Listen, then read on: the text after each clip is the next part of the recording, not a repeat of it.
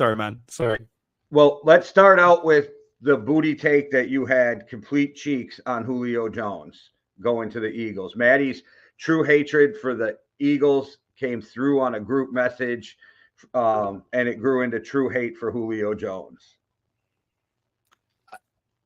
I don't know whether I'd take it that far. I think it's a unbiased assessment of a wide receiver with Julio Jones's injury record and production rate for the past 2 seasons.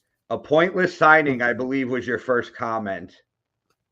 Okay, yeah, probably not the nicest thing I've ever said about a player in a signing, but not even the closest to being a good take on a player. Yeah, I think it's just a strange pointless signing is a bit far, but I think it's a strange take to say that Julio Jones is this massive difference maker for the Eagles. I think it's a bit. So, what is the Eagles' biggest issue right now? Their quarterback. The red zone. But Julio Jones has got 3 touchdowns in 20 games. So you take a wide receiver with huge catch radius, huge hands, who never drops anything, and you put him in the red zone, and he's a future Hall of Famer, and that's a pointless signing. I just think if you look at his production record, it's 3 touchdowns in 20 games. And this is the first time he's been healthy in 3 years. Well, you can't say that because we haven't seen him. And then also on top of that, when's he ever shown the ability to stay healthy in the past 3 years? He's barely ever played a full season. Okay, let me rephrase that. This is the first time in 3 years he signed well healthy. Yeah, I mean, he played 10 games in the past. He played 20 games in the past 2 years. So 10 games a season in the past 2 years. I mean, there's time to get healthy embedded into that part of the thing. I just think it's an interesting. So he signed last year when he wasn't healthy, trying to get the last Super Bowl run with Brady. How do you blame him for that? I'm not blaming him for that. I'm not blaming him for that. I'm just saying it's an interesting thing to say a guy who is constantly injured will not get injured again, or is it constantly injured when you're play? Is it constantly injured when you're still injured? Because it's not it's multiple different injuries. Yeah, so he plays 10 games and then doesn't play the rest of the year until he then signs for the Titans again and then plays 10 games. That's a long time off to sort your injuries. Look, it could be a long-term thing, but we're going to need to see him play first of all before we see any of that. I guess I'm confused on what you're saying, because that's like saying that Rodgers shouldn't come back next year because he got injured this year and he's going to miss 16 games. Yeah, I mean, yes, but what I'm saying is he got the pass for when he signed with the Titans and for when he signed with Tampa because he was injured the season before. And then he gets the pass because he was injured the season before. And it's that is an injury problem. That is a player who has an injury issue. And in the 10 games that he played in both of those seasons, he offered very little production. So who's going to cover him when you play the Cowboys? Or when they play the Cowboys? Well, unfortunately, due to fucking Diggs' injury, then Donovan Wilson, I guess. Wait, so you would have Diggs cover Julio Jones instead of AJ Brown or Smith? No. I would be able to have Bland cover Julio Jones. If I had Diggs covering AJ Brown, I had Gilmore covering Devontae Smith, then I had Bland covering Julio Jones. We're going to have Gilmore, who just showed how he lost a step last game, cover one of the fastest guys in the NFL. He got the game-winning. Right, okay, well, then I put Gilmore on Julio Jones, and I put Bland on Devontae Smith. That's fine. Safety cover over the top. You're going to take a small corner and put them on a huge receiver, and they're both old, and I'll still take Julio over Gilmore in a jump ball any day. A 50-50 ball, Julio's coming down with it. I mean, Gilmore just got the game-finishing interception. Julio Jones has been sat on the bench, having been injured for Gilmore just a long showed time last and not game shown he any couldn't run production. as he was giving up touchdown. Like, game-winning interception, actually playing ball, injury-prone wide receiver. So you think that Let's just see who has more of an effect. You think that interception was Gilmore's athletic ability getting that interception? Oh, no, I think it's his tactical nous. I think it was called a bad football throw. brain. I think it was called a bad throw, but okay. No, he sat on the route and he made the play.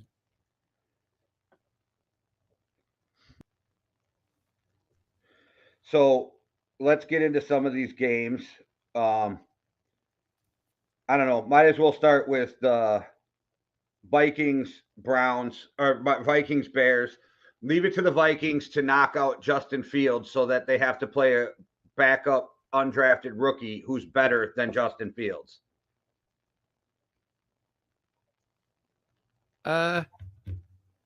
Yeah. So they will not Classic let Vikings. They will not let Justin Fields throw the ball unless it's like third down. They will never let him throw on first down. The coaches protect the shit out of him. They bring in an undrafted rookie quarterback. First play, throw the ball. Throw the ball. They know their backup throws better than their starter. Yeah, definitely. I think obviously Fields makes them a more dynamic offense in places, and Fields has had a few decent throwing games against poor passing defenses recently. But does he make them more dynamic? Because the Vikings had a harder time against Bagnett than they did fucking Fields. A way tougher time. Yeah, I think that comes down to the same kind of argument you have with Gardner Minshew and Anthony Richardson for the Colts, though, doesn't it? Where it's Gardner Minshew makes them better right now because he runs the offense, and I guess that makes it more dynamic if they're running the offense more successfully. But then also, Anthony Richardson and Justin Fields both possess the skill, the athletic talent, which is a skill to develop, to then just make a big play out of nowhere. Whereas the rookie and Gardner Minshew don't have that same skill. I don't know. The Vikings kept fucking Justin Fields in check in the pocket. They didn't let him move around too much. He had 46 rushing yards, but if you look back, like 25 of those are on plays on third down where he never makes the first down. So do they really count as being dynamic because the Vikings were playing off and were like, go ahead and run up the middle of the field and we'll just stop you and make you punt? Like, so, and the Vikings don't have an awesome defense. I think they were ranked fucking 17th, which is way better than the 31st last year, but they're ranked like 17th right now. They're not like killing everybody, even though Danielle Hunter is leading the league in sacks. I don't know. I feel like the Bears are a better team with Bagnett than they are fucking Justin Fields.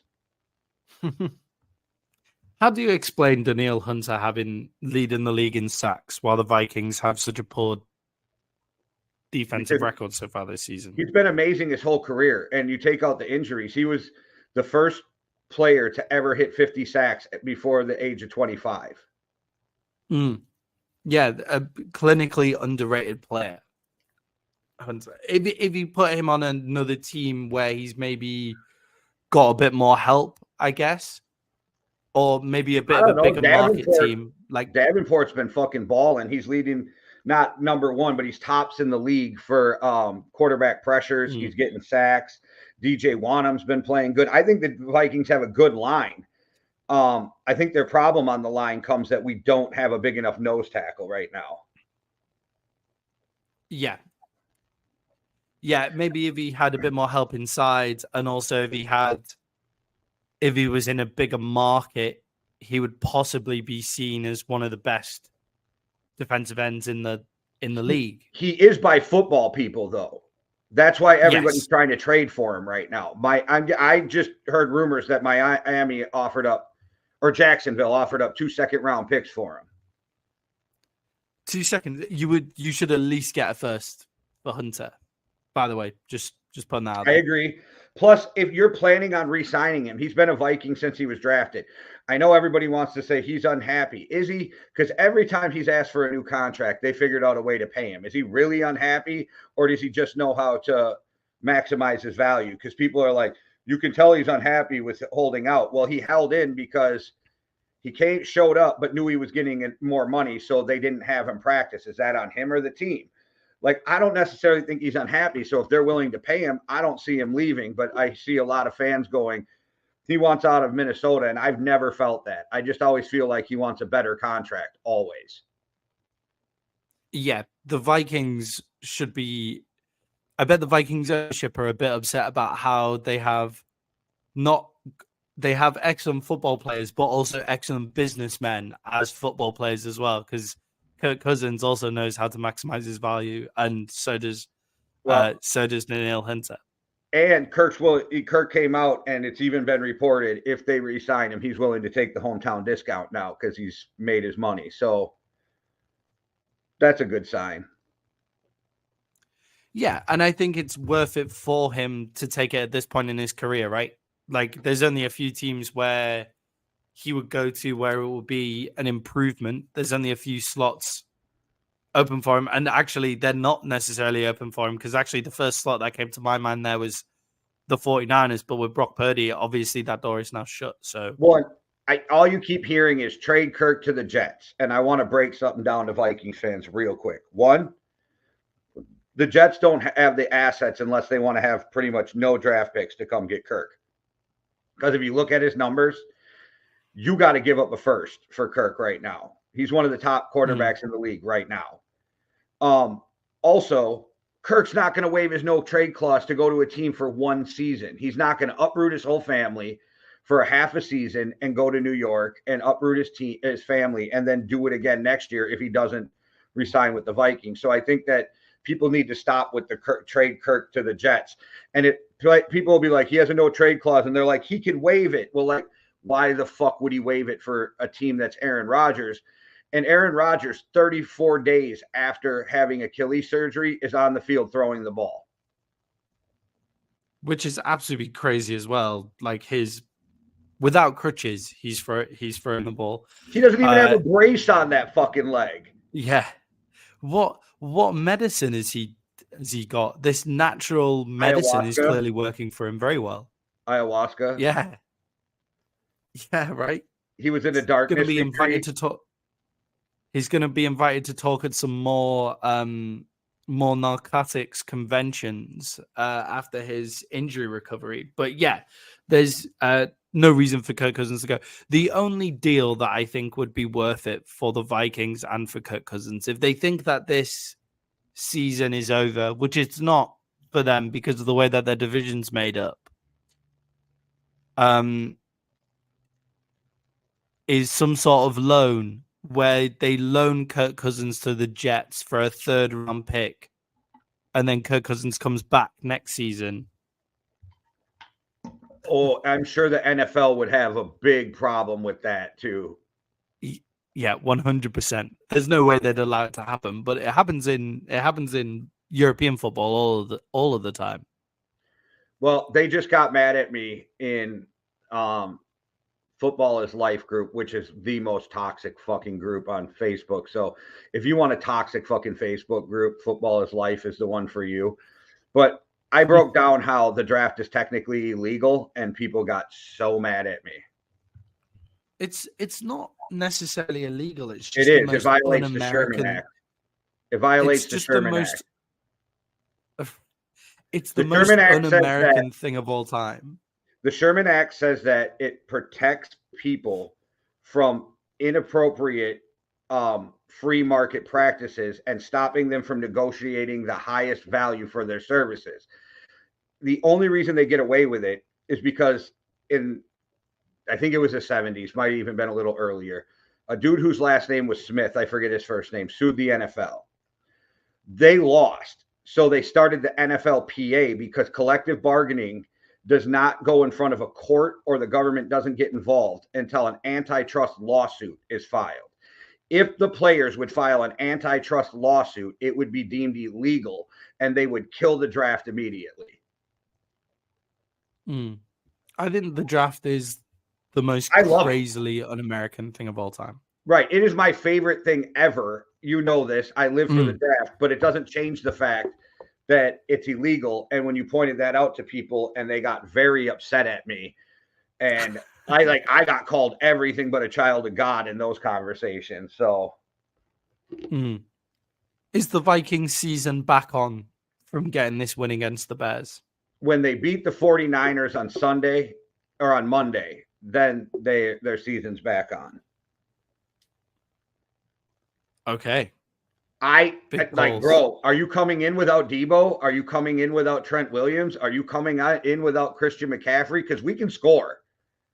The Vikings can score. So, like, are you coming in without three of your best players? I mean, what is if you can hold the 49ers in check? Do you ever watch Dumb and Dumber?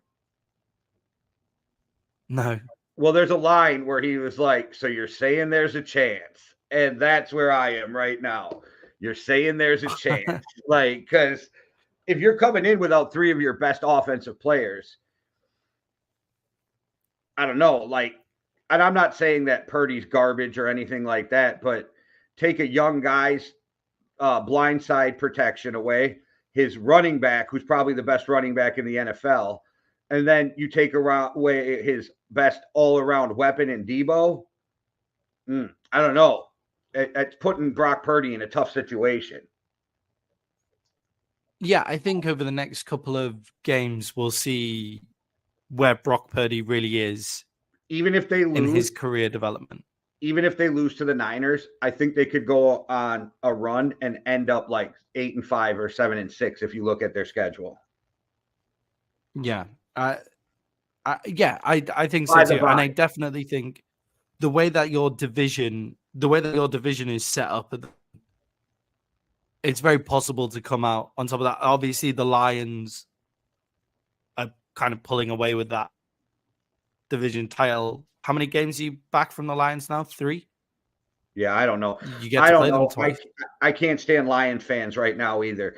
There has to be a rule that if your team is fucking ass for 30 years and you haven't won a division title since you were in the NFC Central, then you really can't talk shit. And all the Lions fans are acting like they are the greatest team in NFL history right now.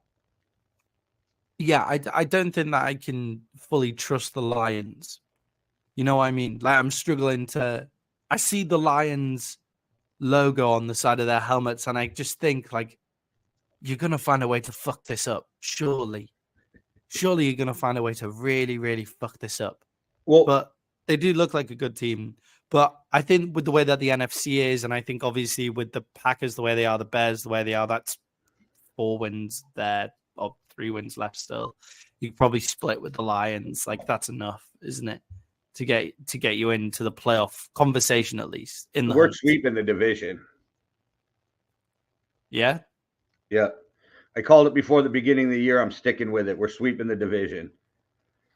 And it's a good, like, that gives you enough. That should give you enough to fall into the playoffs.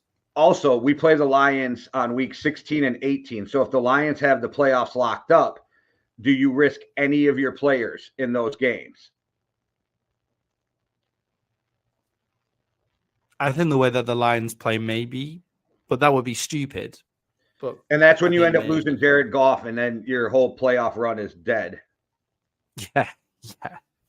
And or the Vikings are known for knocking out quarterbacks. And with that said, just before we move on to another game, if you are Ryan Poles, are you drafting a quarterback with one of your top draft picks next year? Because it looks like you're going to have 2 really high draft picks in the first round.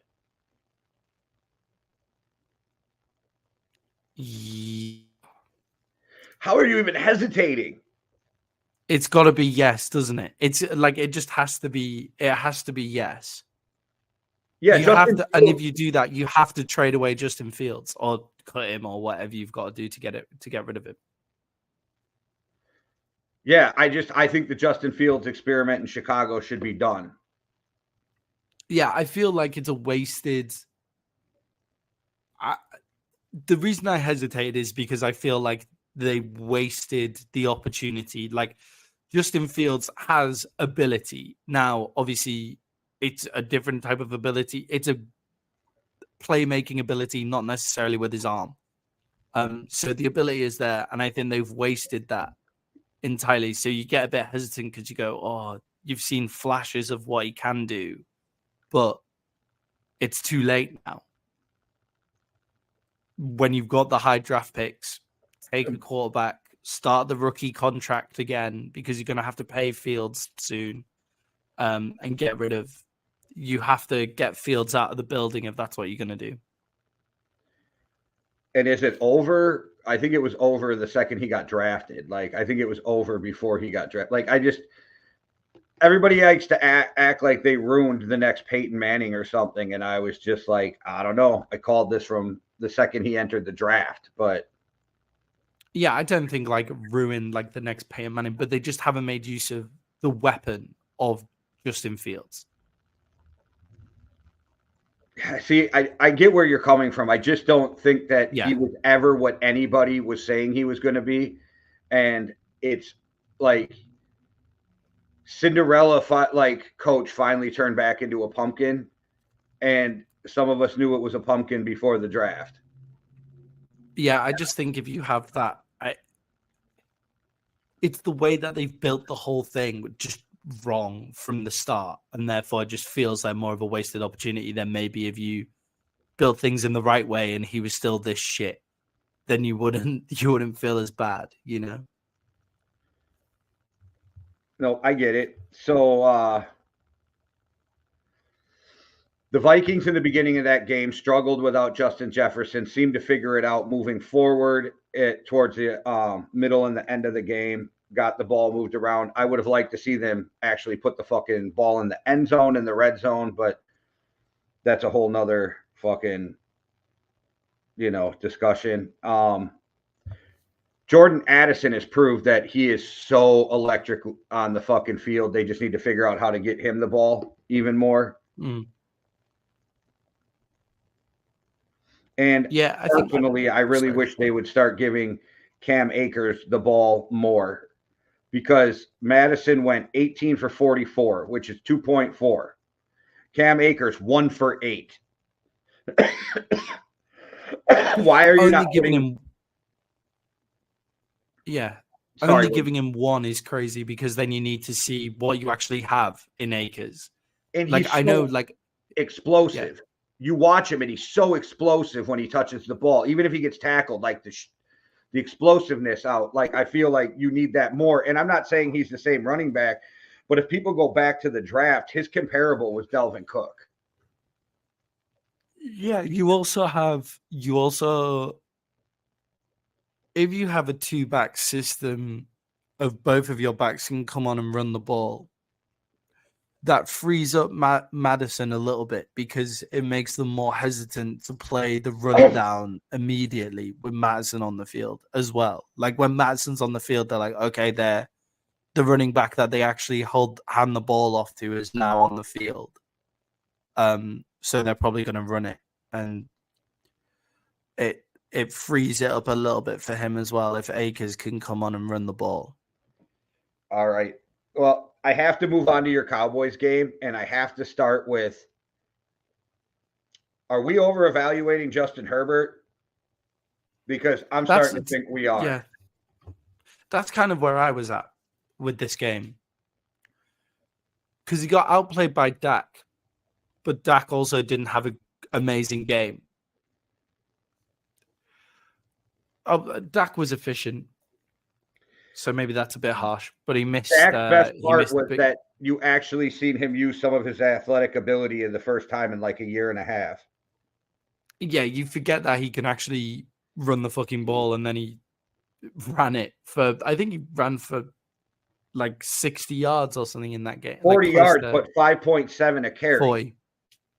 Yeah, exactly. And it opens, including a touchdown in the red zone, which is where we've been really weak and where we've really missed his athletic ability in the red zone. Just to But give to it come some. back, Oh, sorry, sorry. Go ahead. Go ahead.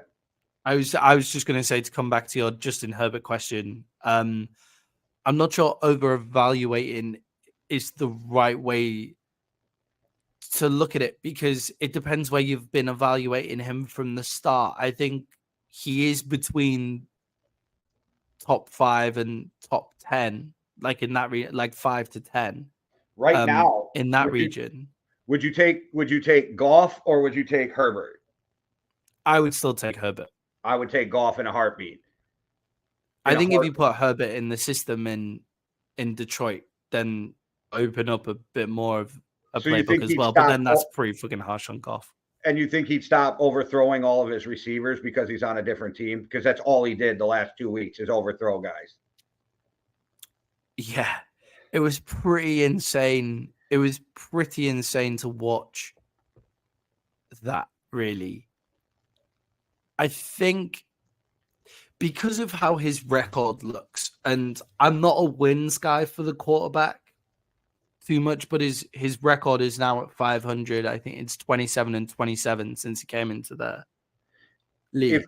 If you take age out of it, who do you take right now? Kirk Cousins or Justin Herbert? Because Cousins is one of the best. If you take age out of it, okay. If you take age out of it, then you take Kirk Cousins. Yeah, that's kind of my point. Like, are we really giving Justin Herbert more credit for being better than he is? Because we all blamed it on Staley, which Staley's not a great coach, but I'm starting to believe that Justin Herbert isn't as good as we all thought he was going to be. Also, yeah, I think you blame the where I was going. Sorry, is I think you blame the win record on the issues that they have in at the Chargers, and then he started this season slowly, and it makes everything look worse if you don't have those like winning records to fall back on. So I'm not sure how far to devaluate, because what you've said there is, if you take Jared Goff in the Detroit Lions system, where he's playing excellently, and to be fair to him, has also gone to a Super Bowl in LA as well. So, like, Jared Goff is a top 10 quarterback. Kirk Cousins is also a top 10 quarterback.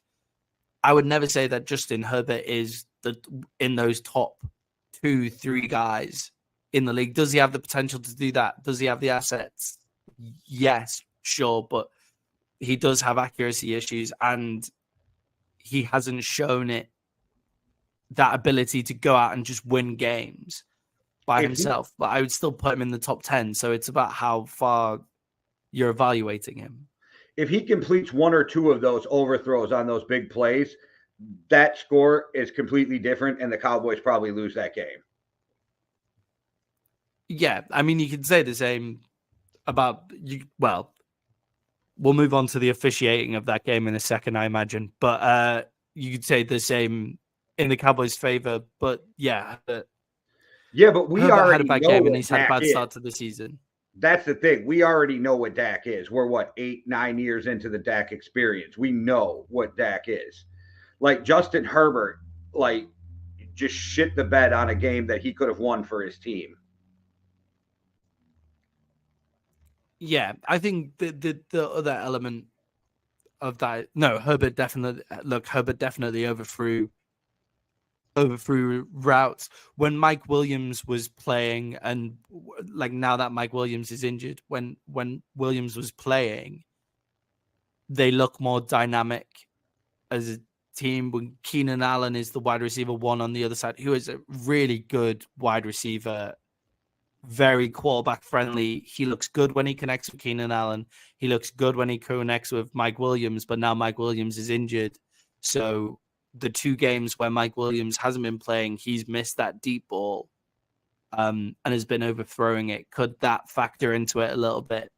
Yes. But as a whole, Justin Herbert has not shown us the top 5 quarterback in the NFL productivity that we thought he was going to be showing us when he first came into the league, and kind of he's been the same quarterback since he came into the. He was very good when he first entered the league, but hasn't improved since then.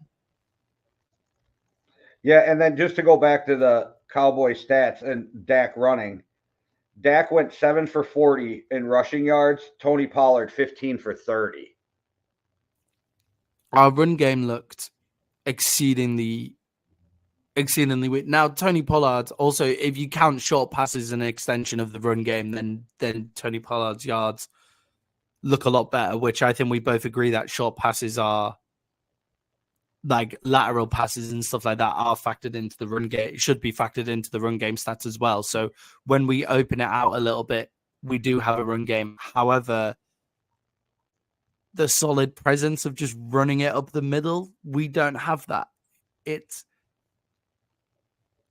why I wanted to hold on to Zeke. And if Zeke took a drastic pay cut, then I would have to have kept Zeke on the field because he gives us that ability. And Tony Pollard doesn't give us that ability. Yeah, but Zeke's like as slow as fucking Gilmore now. Slower than Gilmore. No, yeah, I know, but he does hit it up the middle and wins you like a few yards every play, which is what we need when Pollard is. It does go back to Pollard's our only option for that. It does go back to where I questioned at the beginning of the season if Tony Pollard could be a number one back. I don't think I ever thought he could be like the bell cow back. I always thought we needed one more guy in there to just hit it up the middle. And you don't get that from Dowdle either, the second string, and you definitely don't get it from Deuce Vaughn either. We just have three of kind of like the same style of running back.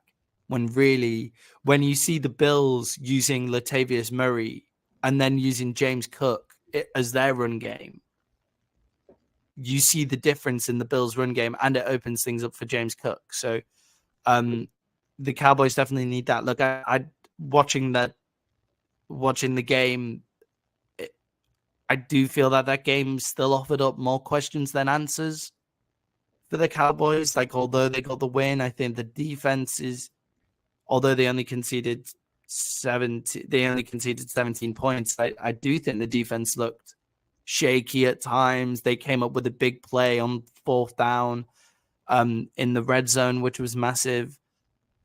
Special teams, like that muffed punt, like stupid, but our special teams are normally excellent, so I'm not too worried there. But if we can't get pressure onto the quarterback regularly, I worry about us defensively. Sometimes going through the season, and if we can on offense, if we can't control the run game, then we don't have an offense for decent swathes of it. However, that being said, the officiating in this game was fucking horrible, and we got like 14 points wiped off the board that we should have had. Well, it was horrible on both ends. Yes, obviously, I'm a biased Cowboys fan, so I see the Cowboys fouls way more often. It was so hard to watch that fucking game because of the flags. It was so fucking hard. But yeah, so the first half, there's holding, there's pulling, and everything. Which, okay, if you're going to officiate the whole game like that, but there's letting the guys play, and then there's blatant fucking PI. So we should have had a. There was a PI in the end zone on Michael Gallup that should have gone to the 1 yard line. There was also another massive PI on third down, also on Gallup. The commentators were kind of fucking rinsing Gallup because he'd been targeted 7 times and only made 3 catches in the first half. But 3 of those had, like, 1 was a questionable PI, 2 were blatant PIs as we went through. But you're right. It was officiated like that on both sides. So you're fine with that in the first half. They then go in at halftime. They clearly say, okay, we should have flagged that. We should have flagged that. And then they overcorrect in the second half. And everything is a penalty in the second half. And it felt like both times the Cowboys were disadvantaged more often than the Chargers were throughout the game. Just because I'm not saying it was fixing the game or anything. I'm just saying the Cowboys were like the better team, and therefore the calls seemed to have more dire consequences for the Cowboys than they did for the Chargers. Cowboys fans on the internet are very upset over the call on Gilmore, but he grabbed him at the top of the route. I don't know what. Yeah, that's a definite PI, 100% a PI, but it is also as much of a PI as Michael Gallup in the end zone. That's my problem. I think you They're guys both just overvalue Michael Gallup, I think is what it is. I think you guys really overvalue Michael Gallup. No, I think we do 100% overvalue Michael Gallup, but there's like, that was definitely, they were both PIs. I don't mind the Gilmore penalty if you're giving the PI on the other side. Part of the Cowboys' problem is they don't have a true number one receiver. I mean, CeeDee Lamb put up pretty massive numbers this week. Okay, but I've watched KJ Osborne put up 130. I watched Adam Thielen under fucking JJ put up 130. You watch Addison as a number two come up. Like they're number two receivers. Like, and I just sent you a meme that you agreed with the other day that CeeDee Lamb is not a number one. You agree with me, and now you're going to defend him like he's a number one. So you confuse me. I agree with you. Look, the way that he plays ball, I think, is not a number one wide receiver style of ball. But then at the same shake, I also think that if the 49ers had the way that Debo plays ball is not the traditional wide receiver one way of playing ball either. But I'm not saying CeeDee Lamb is better than Debo. I think it's a stylistic thing. But Debo's their number two. So who's their number one? Ayuk. Ayuk is the guy who stretches the field. He's their number one. I would say, okay, yeah, fine. But the Gallup before the ACL injury was then our number one by that shake. Look, CeeDee Lamb would be amazing number two. You just said Gallup was our number one, which absolutely proves my point that they don't have a number one receiver. Gallup was our number one before he had an ACL, but yes, I do agree with you that the Cowboys probably don't have a number one wide receiver. Do they make it work anyway? Yes, because CeeDee Lamb is excellent in the way he plays the game. Would our passing game look better if we maybe took the reins off a little bit and trusted Dak to ball a little bit more? I think so. Like Mike McCarthy not even attempting to throw it into the end with 8 seconds left in the first half boggles my mind. Again, with Mike McCarthy's clock management is terrible. Wouldn't that be more of a lack of trust in your quarterback? Yeah, but that's what I'm saying. You have to trust your quarterback. Take the fucking reins off a little bit and see what happens. You're talking about a guy who hasn't been very accurate this year. Let's go compared. Who's a better quarterback this year, Jalen Hurts or Dak Prescott? Okay, Dak, but what's that have to do with him being? Well, just everybody fucking kisses Jalen Hurts' ass the entire time. Let's go fucking get up the stats and everything like that on Jalen Hurts as well. Like Dak Prescott. So let's go back to your argument with Justin Fields. Jalen Hurts is a way more dynamic quarterback. Yeah, I said that. Yeah, but I said, yes, Jalen Hurts is a way more dynamic quarterback, but I did say that Gardner Minshew, the rookie, and the Bears possibly makes them better teams right now. So you think that who's the backup in fucking the Eagles? Do you think they'd be better off with No. I don't think that. I got confused there. Okay. I don't think that. Sorry, I don't think that Jalen Hurts is a shit quarterback by any stretch of the imagination. But what I'm saying is just the way that people talk about Dak and the way that people talk about Jalen Hurts, when you actually compare what they look like so far this year, it's pretty fucking comparable. Dak's probably having a more efficient and better season. Okay, but you're comparing a guy who had a season last year, who took his team to the Super Bowl, who was in the MVP conversation with a new offensive coordinator, comparing him to a guy who's been in the same system. Dak also has a new offensive coordinator. It's the same system. It's Mike McCarthy. He also has a new offensive coordinator. It's actually what's his name from when he was a Seahawk guy. I fucking hate him as well. Yeah, but it's still the Anyway, Mike sorry, McCarthy carry on. West Coast offense. Like, Yeah, he's not learning all the new terminology definitely. and everything. And I'm not saying that like Jalen gets a pass. I'm just saying like it's the defensive of Dak that blows me away sometimes. It's like I get Tony Romo was a better quarterback than Dak Prescott, and people just don't want to admit it. You know that Tony Romo is probably one of my favorite quarterbacks of all time. Like I agree with you, and I'm not a defender of Dak. Like the way that I was fucking texting you all the way through that game was like, Dak is bad. But I do think if Mike McCarthy loosened the reins a little, we would at least have opportunity to see the Cowboys passing So offense succeed.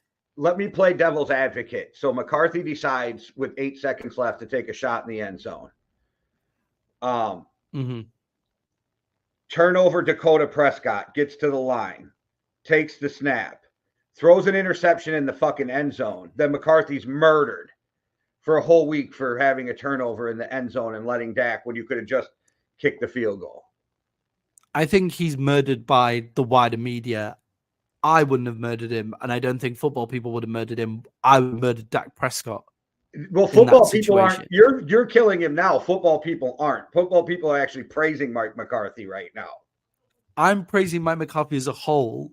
I'm just saying let's loosen the reins a little. I think Mike McCarthy, the head coach, is doing a fucking excellent job with the Cowboys for the past 3 years, and I was blinded at the start by my worries about Mike McCarthy. And yes, yeah, just the whole fucking vibe of the whole thing, you know? Yes, that I all do. felt very like Jerry Jones, just whereas like, and Sean Payton's just sat there on the open shelf. But now I think Mike McCarthy is doing an excellent job as a head coach. I think he could be a bit less conservative as an offensive play caller. That's all I'm saying. Well, like, especially when like Dak played well and was pretty fucking efficient. He missed one throw down the field to Pollard, which was a bad overthrow. But apart from that, he was pretty fucking efficient. Like, we could have maybe given him the benefit of the doubt in that game, especially that's what against Mike the poor McCarthy passing does. defense. Even with one of the greatest quarterbacks in NFL history, Aaron Rodgers, he was pretty conservative. That's just what he does. Yeah. Yeah. All I mean, right. when you have an excellent defense, you can be more conservative. Yeah, they did a good job at shutting Micah Parsons down in that game, too. Yeah, and then he shows up in the exactly when you need him, which is when the best players do. All right, let's move on to a game that I'm kind of proud of for picking this game because Maddie decided to tell me how wrong I was last week when I took the Washington Commanders over his darling Falcons. Like how I called them your darling Falcons. Fucking Falcons. Like they make me look dumb. They make me look dumb one week, and then they just really when I don't pick them, and then they fucking compact it the next week as well. Oh, Desmond Ridder lost them that game with those 3 interceptions because he threw for 307, 2 touchdowns. Yeah. Drake London went off for 125. And if you look at the Commander stats, they were not good. I mean, Sam Howell went 14 of 23 for 151, but he had 3 touchdowns with 0 interceptions. Those 3 interceptions by Ridder cost the Falcons that game. If you're the Falcons, are you looking at different quarterback options? You have to. I agree. I thought it was very interesting seeing the stats going into this game of Ritter's home record and his undefeated record at home. I thought that was really, really interesting to see. But he doesn't win you games. Desmond Ridder is not a point mover in the betting lines. In fact, he may be a point loser in the betting lines, Desmond Ridder. And if he's not playing safe ball where it's keep the ball, we'll trust our defense who look good at times, and we'll trust our run game, then And if he's turning the ball over, the Falcons can't play that style of game. Like there is certain, I know, like quarterbacks turning the ball over is always going to lose you games, but there's certain teams who can overcome it. And the Falcons aren't one of them. All right. I don't think we need to spend a ton of time on that game. So let's go to a game that everybody's talking about. The number one defense in the NFL shuts down the 49ers for the win. The Browns beat the 49ers all off of defense. Brock Purdy's first loss. Yeah, and then people are like, see, I told you he was trash. It's like, this kid's lost one fucking game, and this is where we're going with this. It's so ridiculous. Fans are so nuts. Yeah, it's pretty crazy how quick they go. It's because when you take one take and you go, yeah, Brock Purdy's trash, and that's your take. And that's the way that a lot of people in sports media make their money. And it's a lot of, like, people can't swallow their pride on Facebook groups and stuff like that. You get this thing of when one thing proves you right, then you focus on that one thing. You don't then go and look at the other 10 things that prove you wrong and think, oh, maybe I should change my idea on Brock Purdy. But the fortune that we put at the start of the season is coming to bear again, the 49ers injury problems. Yeah. Yep, and it's a lot of them all at once.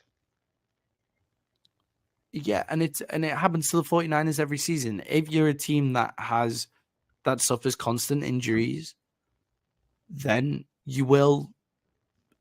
is likely to come back again. Like I love the Christian McCaffrey trade at the time. Christian McCaffrey has been an absolute dog since he got there. But one of the questions was, he gets injured quite regularly. Is he worth like this amount of picks if he's always injured? Especially when you have a run game like the 49ers where they can just pick up yardage doing anything in the run game. So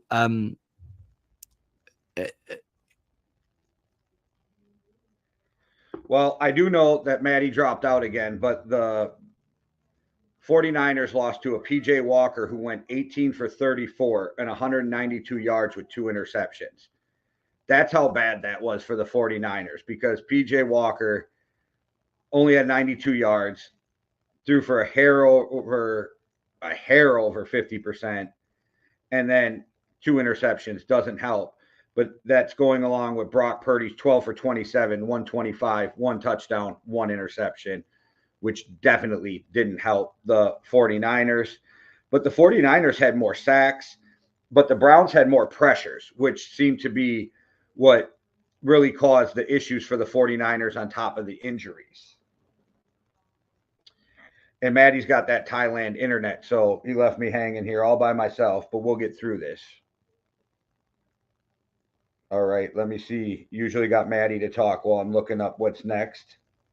But we'll talk about that Jets game while we're waiting on Maddie. Hopefully he gets to come back.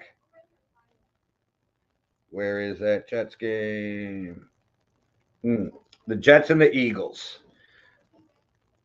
I know Maddie wishes he was here just to rub up the salt in the wound of the Eagles fans right now. But this wasn't a game that was won or lost by the quarterback at all, because Hurts went for 28 for 45, 280s, 1 tud, 3 interceptions. Zach Wilson, 19 for 33, 186. I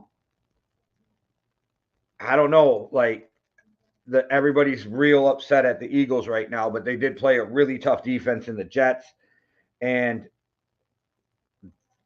Garrett Wilson went off even with those bad stats by Zach Wilson. Yeah, I mean the Jets defense is pretty elite, so it's difficult to be too mad at any team that goes against and them. Their other starting quarter out in that game too. Yep. And Jalen Hurts threw 3 interceptions and lost on that game. So Jalen Hurts is, so far this season, he's 7 touchdowns for 7 interceptions on the season so far. Wow, holy Dak Prescott like Batman. Yeah, exactly. Exactly. Funnily enough, Dak is 9 touchdowns for 6 interceptions on the season so far, which still is not good. That means And he he's led the thrown it league in his last debut year. game. And he led the league last year after missing how many games?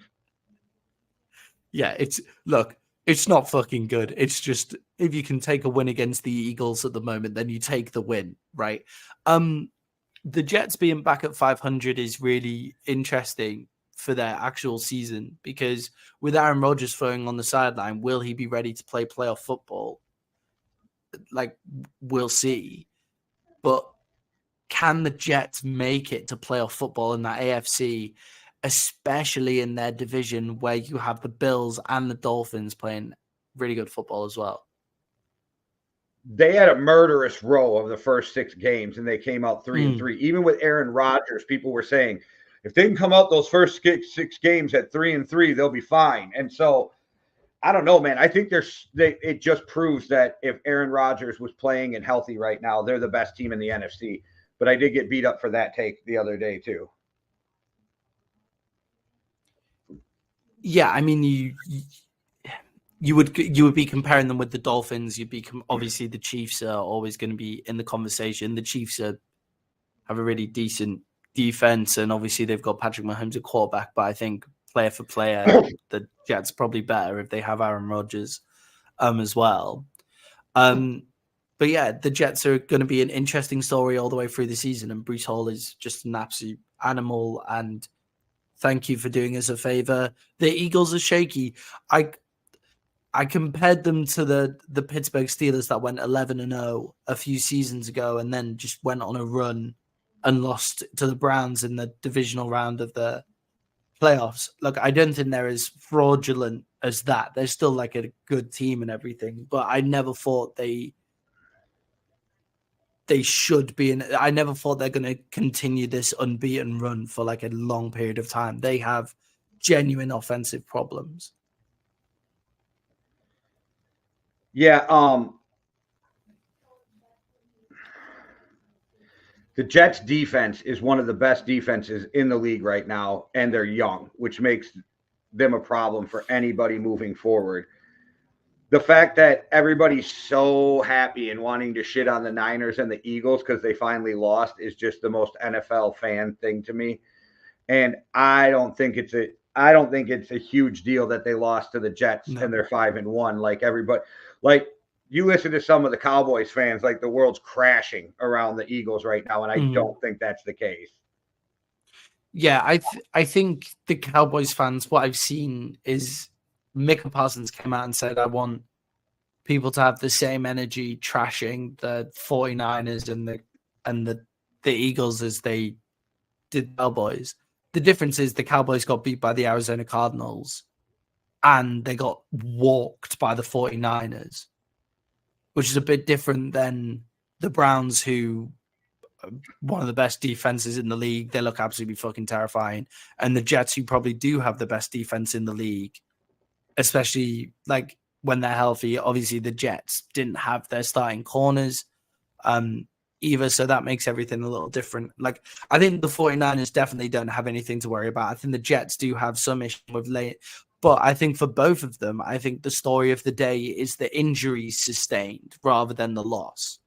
So the 49ers injuries and Lane Johnson injury for the Eagles, I think that is more of a worry than the loss itself. No, I agree with that. Like, I just love how the fans get all worked up and like, they're 5-1. I told you they were trash. And it's like, is this where we're at now, where 5-1 is trash in the NFL? Like, I just find that funny, the overreaction. Yeah, the only okay thing to say to that is the Lions are 5-1. They have the same records as the Detroit Lions, but that's again going back to the fact that the Detroit Lions are good for the first time in years. And they got to play the Kansas City on opening night without Kelsey and without Jones. So that was big too. But you know, schedule matters too in the NFL, but you are what your record says you are also. So I don't want to get too much on schedule matters at, you know, this early in the season. So we'll talk about a game in the Giants and the Bills that fucked me because of the point spread. Leave it to those Bills. I did go 10-5 this week, but fuck the Bills for not keeping up their end on my pick of their point spread. Yeah, I think the Bills aren't the best team in the AFC. Like the Bills have really massive problems. They're 3-2 right now. Like they beat the Dolphins. Yeah, like the Bills can beat anybody on their day. They've got Stephon Diggs. They've got Josh Allen, who, when he's playing well, is unbelievable. He went And they've got 19 a to 30. semi-solid defense. He went 19 Exactly. to 30, 169, 2 touchdowns and an interception. So Josh Allen didn't play all that good. Yeah, exactly. So if Josh Allen has yet to string quality games together for a sustained period of time, so we can't, with the same value as we're putting on Justin Herbert here, are we evaluating Josh Allen? On this show, we've always kind of been on the side of Josh Allen isn't up there with Patrick Mahomes and Joe Burrow. I feel like my biggest mistake in taking that point spread was not taking into account that Daboll knows that whole offense that the Bills run. Yeah, and nobody knows Josh Allen like Brian Daboll does in terms of his footballing IQ. There's also the fact that the Giants are awful. Like, they're probably the worst team in the NFL right now. Well, I would take them over the Bears and the Panthers, but okay. They're arguably the worst team. Bears, arguably. Panthers. Well, but you could argue the Giants are in there too. Like, I wouldn't be mad at somebody who said the Giants are worse. Yeah, I just think behind that offensive line, you can't get anything done. And you managed to keep it close there. There's no reason for the best team in the AFC. There is no reason for them to be keeping it close with the Giants, who just the Giants playing their backup quarterback. Where it's another conversation. Where is the backup actually better for them winning games than the starter? Tyrod was running for his fucking life from the snap. Yeah, and he made it look better than Daniel Jones. Yeah. But they're going to ride with Daniel Jones through the rest of the year. They paid him. They need to see if they can develop him, or do they have to move on?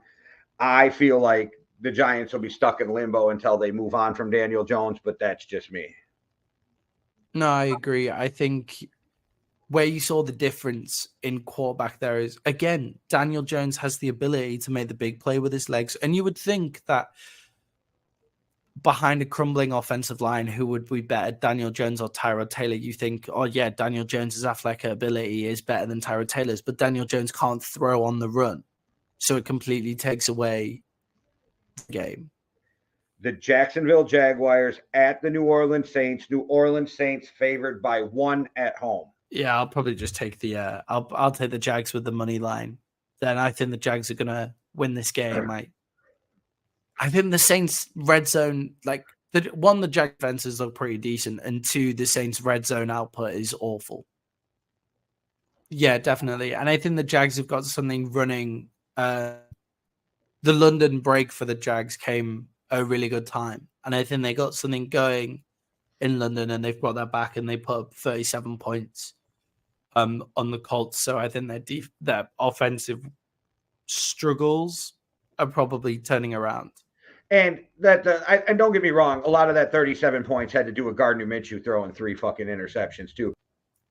Yes, check us out. We're an hour and a half before kickoff, so depending what time zone you're in, but that way it's easier for people to know. We start an hour and a half before kickoff on Sunday.